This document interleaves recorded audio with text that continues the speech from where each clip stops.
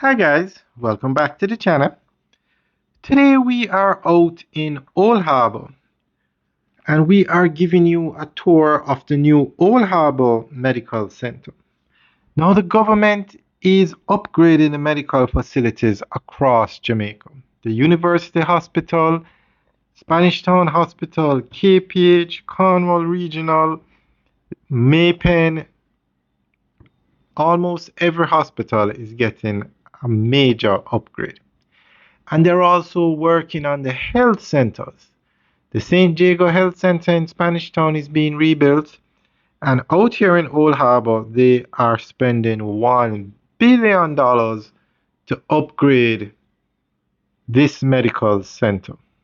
So we are going to give you more information on what's happening here. A major healthcare development is taking shape in Old Harbour, St. Catherine, as construction of the new Old Harbour Comprehensive Health Center moves closer to completion. The facility located on East Street is approximately 95% complete and is expected to begin phased operations during the final quarter of 2026.